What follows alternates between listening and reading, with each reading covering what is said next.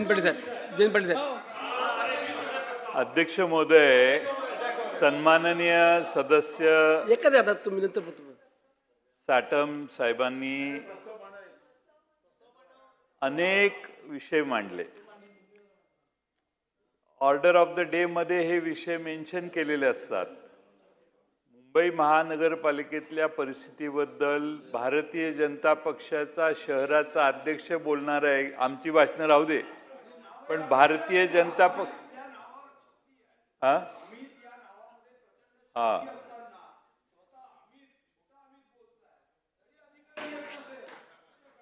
तर अध्यक्ष महोदय, आपल्या सभागृहाचं अवमूल्यन झाले का?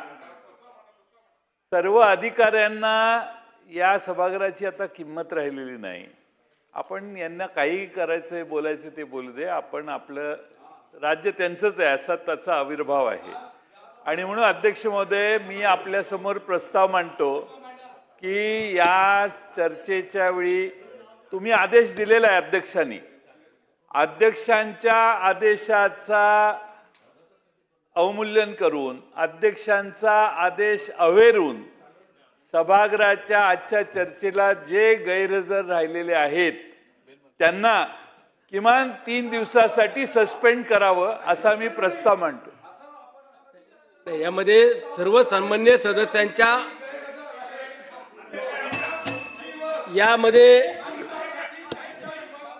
चपराशी बसेल आणि तो अधिकारी चपराशाची जागा घेऊन त्यांच्यासाठी चहा आणेल, हाच लोकशाहीचा खरा सन्मान। यामध्ये सर्व सन्मान्य सदस्यांच्या भावना या ठिकाणी लक्षात घेता ही बाब देखील गंभीर आहे। ठीक आहे ना अध्यक्ष महोदय, बोला। अध्यक्षांनी आदेश देऊन देखील जर अधिकारी गैरहजर राहत असतील तर अध्यक्ष महोदय, आपण या निमित्ताने किती दुर्दैवी परिस्थिती आहे लक्षात घ्या। तुमचंच ऐकत नाही ते, आणि या विधानसभेच्या या इथं दालनामध्ये चीफ सेक्रेटरी येऊन बसायचे, एक काळ असा होता, फायनान्स सेक्रेटरी येऊन बसायचे, होम सेक्रेटरी येऊन बसायचे। या ठिकाणी नगर विकास खात्याचे सेक्रेटरी आज पाहिजे होते। दुर्दैवाने त्यातलं कोणीही नाहीये। आणि म्हणून अध्यक्ष महोदय, आज निकाल लागला पाहिजे। अध्यक्षांच्या आदेशाची पायमल्ली ज्या मुंबई महानगरपालिकेतल्या अधिकाऱ्यांनी केलेली आहे त्यांना सस्पेंड करण्याचा विषय आज निर्णय झाला पाहिजे। मान्य मंत्री महोदय, एक मिनिट बोला तुम्ही, एक मिनिट मंत्री महोदय तुम्हाला देतो। मंत्री महोदय मी बोलतो ना, मंत्री महोदय आले तुम्ही बोला। मंत्री महोदय मी देतो ना, ऐका ना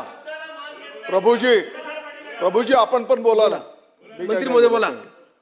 अध्यक्ष महोदय, आज या ठिकाणी मुंबईच्या संदर्भामध्ये सन्माननीय सदस्य साटम साहेबांनी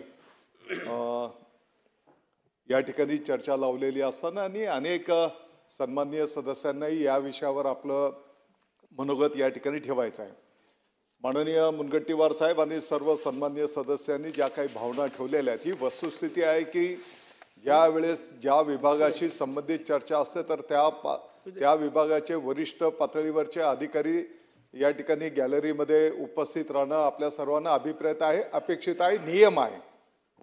परंतु आत्ताच्या घडीला जो काही एक गंभीर बाब समोर आलेली आहे, निश्चितपणे शासन पातळीवरनं माननीय मुख्यमंत्री महोदय, माननीय उपमुख्यमंत्री महोदयांच्या ही बाब आम्ही निदर्शनास आणून देऊ आणि तात्काळ याच्यामध्ये सुधारणा झाली पाहिजे अशा प्रकारचे निर्देश माननीय मुख्यमंत्री महोदयांच्याकडनं आम्ही सर्व अधिकारीगणांना त्या ठिकाणी देऊ। ठीक आहे।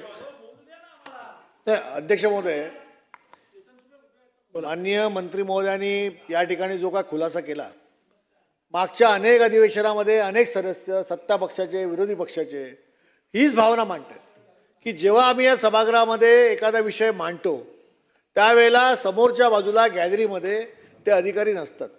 आज अमित साटम 293 वरती बोलतायत, नगरविकास विभागाची चर्चा सुरू आहे, मुंबई महानगरपालिकेचा विषय।